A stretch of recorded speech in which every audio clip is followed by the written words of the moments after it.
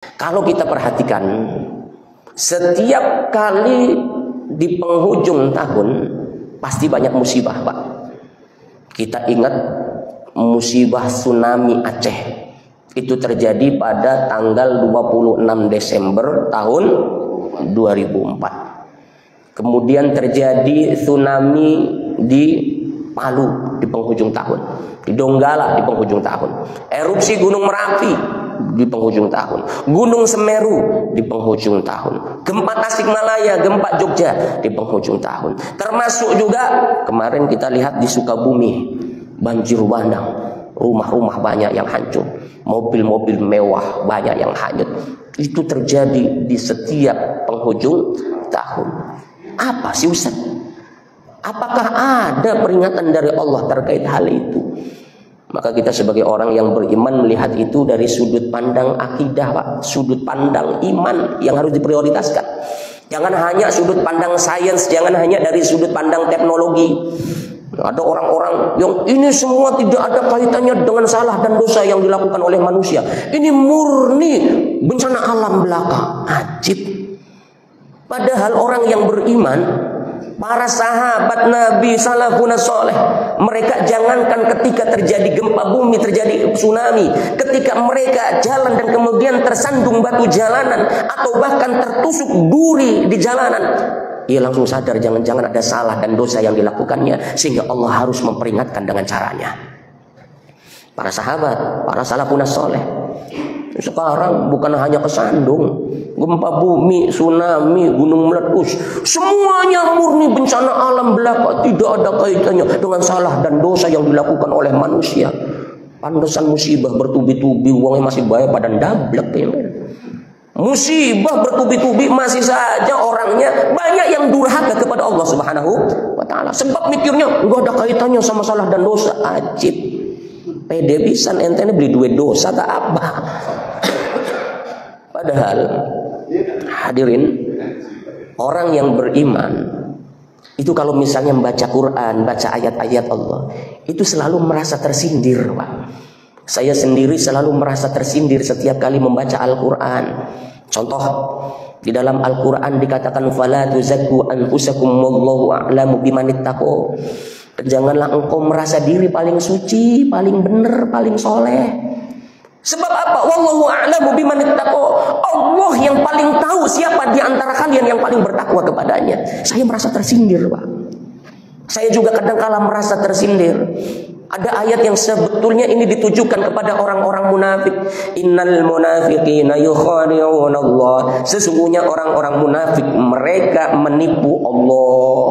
Ngomongnya beriman tapi faktanya dia tidak mencerminkan sebagaimana orang yang beriman. Idza qamu ilas sholati qamu kusala. Ketika mereka berdiri untuk sholat, mereka berdiri dengan males-malesan. Yura'unan nas, mereka semangat kalau dilihat sama manusia saja. Wala yadhkuru Allah illa qalila, dan mereka tidak mengingat Allah kecuali hanya sedikit saja. Tersindir, Pak. Aduh, padahal ini ayat Allah tujukan kepada orang munafik. Tapi kenapa saya merasa tersindir? Ada juga ayat wa idza qila lahum aminu kama amanan nasu qalu wa nu'minu kama amanas sufaha.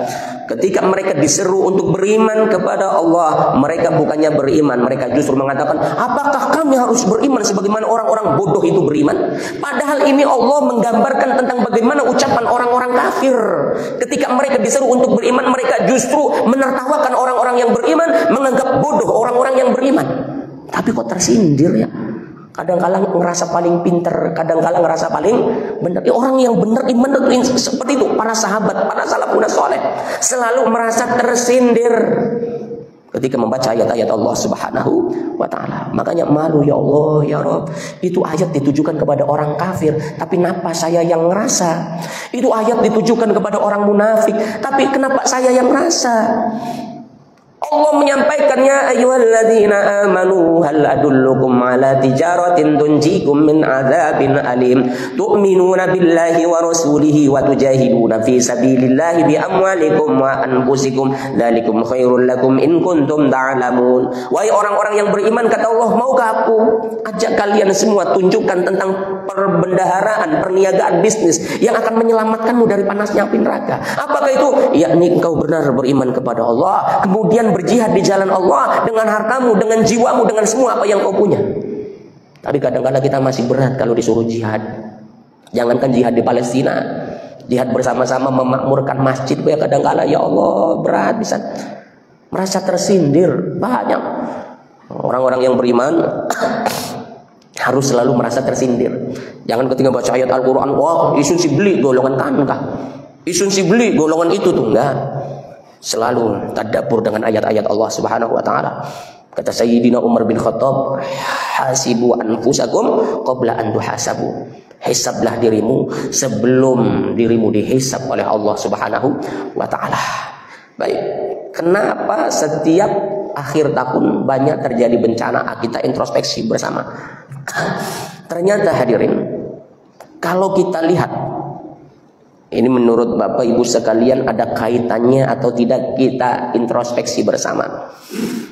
Di dalam Al-Quran surah Maryam ayat ke-88 disebutkan, wa qalu ittakhadha ar-rahmanu walada. Orang-orang kafir mereka mengatakan bahwasanya Ar-Rahman, Allah, mempunyai putra. Laqad ji'tum syai'an idda. Sungguh engkau sudah mendatangkan sesuatu kemungkaran yang besar. Engkau mengatakan bahwasanya Allah mempunyai putra, Allah mempunyai anak. Engkau sudah keterlaluan, engkau sudah durhaka, engkau sudah melampaui batas. Takadu samawati yatafattarna minhu wa tanshaqqul ardu wa takhirrul jibalu hadda. Hampir saja langit runtuh mendengarnya, kata Allah. Hampir saja bumi terbelah mendengarnya. Hampir saja gunung hancur mendengarnya. Mendengar apa? Mendengar ucapan orang-orang kafir, orang-orang Nasrani yang berani mengatakan wa qalu takhadhar rahmanu walada. Mereka mengatakan bahwa Allah Ar-Rahman mempunyai anak. Dan biasanya kapan, Pak? Orang-orang kafir, orang-orang Nasrani merayakan keyakinannya yang batil semacam ini. Biasanya penghujung tahun Masehi. Tanggalnya tanggal berapa?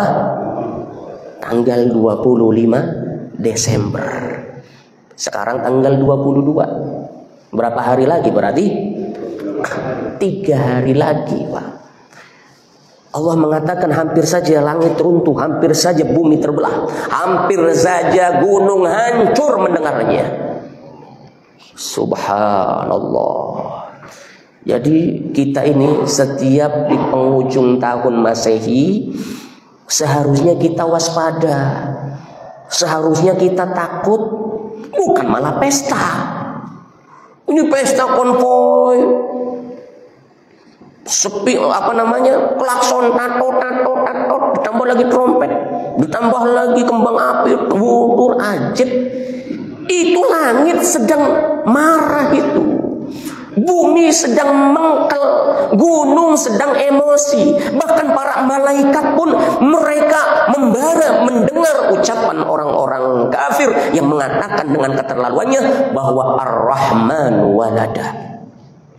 Allah Ar-Rahman mempunyai anak.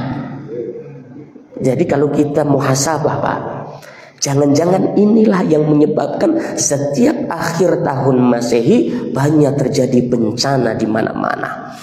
Karena langitnya marah. Beli terima Gusti Allah diomong dua anak ya. Enggak terima bumi ini Allahnya dibilang punya putra, enggak terima gunung, bahkan malah malaikat-malaikat mereka enggak terima. Untungnya Allah Maha bijaksana. Allah masih beri kesempatan kepada mereka, biar saja. Bijaksananya Allah itu seperti itu. Karena bagi Allah, bagaimanapun mereka menghina Allah, bagaimanapun mereka merendahkan Allah, mengatakan Allah, menyifati Allah dengan sifat-sifat yang batil, yang tidak benar, Allah tidak ada ruginya. Allah tetap menjadi Tuhan yang maha mulia. Tapi yang marah bukan Allah. Yang marah siapa? Gunung. Yang marah siapa? Langit. Yang marah siapa? Bumi. Bahkan ada beberapa riwayat yang menyebutkan bahwasanya setiap hari itu laut meminta izin ke Allah untuk menenggelamkan manusia. Bisa jadi termasuk laut kejawanan, Pak. Kenapa? Karena sudah mengkel, ngelihat diambil ikannya setiap hari, dimanfaatkan sumber daya yang ada di dalamnya setiap waktu, tapi yang memanfaatkannya golongan al-blubudu wal beleru wandablegu. Kongkon sholat pada angel, kongkon ibadah pada angel. Mereka setiap hari minta izin kepada Allah, ya Allah ya Rabb. Isun lewis mengkel ben dalam wong Cirebon ki, wong Cangkal, wong Samadikun, wong Pesisir, wong Kesunean. Oh berarti nih kene si beli. Ya bokatan nih kene termasuk. Isun li mengkel bae ya Allah dalam wong Cirebon ki. Pengen tak tenggelemaken kabeh bae lah. Untungnya sampai sekarang ini Allah belum mengizinkan, Pak. Maka muncullah ayat ma asaba mim musibatin illa biidznillah. Tidaklah musibah terjadi kecuali atas izin Allah. Jadi terkait dengan musibah ketika terjadi itu bukan Allah yang marah sebetulnya. Makhluk Allah yang marah. Allah hanya mengizinkan atau tidak. Tugas Allah hanya meng-ACC saja. Kira-kira Cirebon di ACC sama Allahnya kapan, Pak Haji? Minggu Arab kapan? Naudzubillah min Ustaz wedi tah. Ya wedi. Ustaz ya wedi. Bukan Ustaz ya wedi. Bukan apa-apa. Kata almarhum Kiai Haji Zainuddin MZ ketika menasehati orang ahli maksiat, jangan mabok-mabokan terus dong, jangan judi terus dong, jangan zina dong. Mereka bukannya nurut, justru bilang judi pakai duit gue, mabok pakai duit gue, zina pakai duit gue, kenapa lu yang rempong? Kata Zainuddin MZ, memang judi pakai duit lo, mabok pakai duit lo, zina pun pakai duit lo. Tapi judi, zina, mabok itu maksiat. Maksiat bisa mengundang bala, dan bala ketika terjadi yang mampus bukan lu doang, monyong. Makanya ketika ditanya, Ustaz takut tak terjadi bencana? Ya takut. Dia mau sing kena dudu ente wae isun gak kena. Pak Haji gak kena kamu. Naudzubillah min dzalik. Maka ikhwah ayyuhal muslimun al mu'minun rahimakumullah. Kalau kita merujuk Quran surah Maryam ayat 88 dan seterusnya, di mana langit hampir saja runtuh, bumi hampir saja terbelah, gunung hampir saja hancur. Kenapa?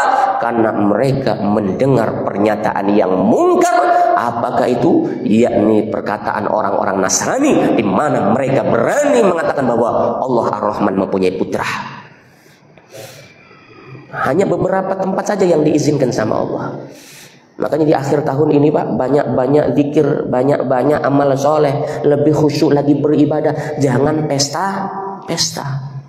Ini malah pesta-pesta tahun baruan jujur kita bakar-bakaran. Bakar-bakaran apa? Ya apa buah apa? Ban apa sih? Janganlah. Di akhir tahun ini, kalau kita perhatikan ayat Allah ini, jangan-jangan langit sedang marah, jangan-jangan bumi sedang marah, jangan-jangan gunung sedang marah, jangan-jangan laut sedang marah. Kenapa? Karena di penghujung tahun inilah dirayakan orang-orang di mana mereka dengan beraninya mengatakan Allah mempunyai putra. Ngeri, Pak, ngeri. Padahal Allah menyampaikan tentang apa yang diucapkan oleh Nabiullah Isa alaihi salatu wasallam masih di dalam Quran surah Maryam, cuma ayatnya ayat ke-30.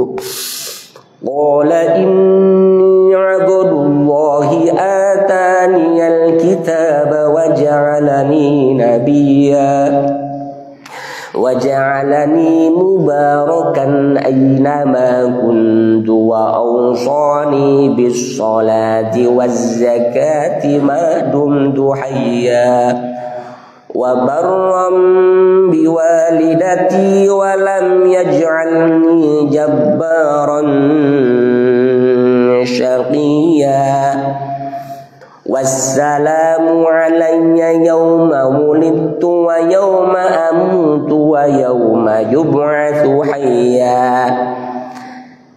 Dzalika Isa ibn Maryam qaulal haqqil ladzi fihi yamtarun.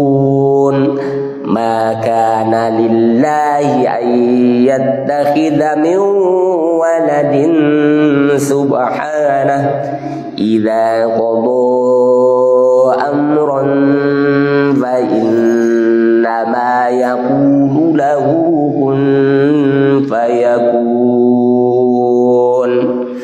Shadaqallahul azim.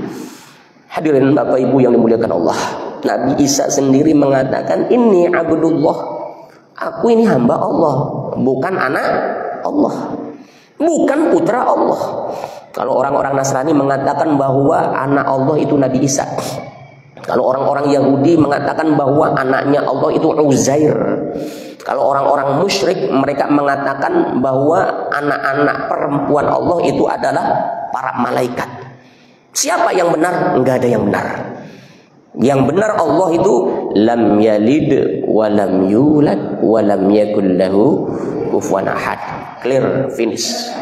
Saya wajib menyampaikan hal ini, semoga ada kawan-kawan Nasrani, mereka yang mendengarkan juga. Saya menyampaikan hal ini karena saya sayang kepada kalian semua, agar kalian selamat dunia wal akhirah. Tinggalkanlah keyakinan-keyakinan mungkar, keyakinan-keyakinan batil yang berubah keyakinan Trinitas. Allah mempunyai putra, Allah juga mempunyai pembantu, dialah Roh Kudus. Maka muncullah Trinitas, Tuhan Bapa, Tuhan Anak dan Roh Kudus. Tinggalkan keyakinan semacam ini. Keyakinan semacam ini baru ada 325 tahun setelah wafatnya, setelah tidak adanya Nabi Isa alaihissalatu wassalam, dan itu terjadi pada konsili Nikea yang pertama. Nabi Isa sendiri tidak mau disebut sebagai anak Tuhan, tidak, karena Tuhan tidak mempunyai anak. Sampaikan hal ini kepada sanak famili keluarga semua, hadirin Bapak Ibu yang dimuliakan Allah, agar mereka juga menyampaikan. Barangkali punya teman yang non muslim, dakwahi, tinggal ingatkan saja. Yang penting nggak maksa, dakwahi, ingatkan. Punya media sosial, ingatkan. Karena dakwah itu yang pertama dakwah kepada sesama orang beriman. Dia sudah beriman, dia sudah Islam, kita tetap dakwahi dia. Agar apa? Agar dia semakin taat dengan aturan-aturan Allah Subhanahu wa taala. Yang kedua, dakwah kepada orang-orang di luar Islam. Agar apa? Agar mereka mau meyakini sebagaimana apa yang kita yakini, bahwa la ilaha illallah Muhammadur Rasulullah. Wallahu a'lam bishawab. Barangkali ada yang disampaikan, ditanyakan, didiskusikan, silakan. Saya sampaikan kajian pagi ini mudah-mudahan bermanfaat, mudah-mudahan bisa diterapkan buat kita semua agar kita bisa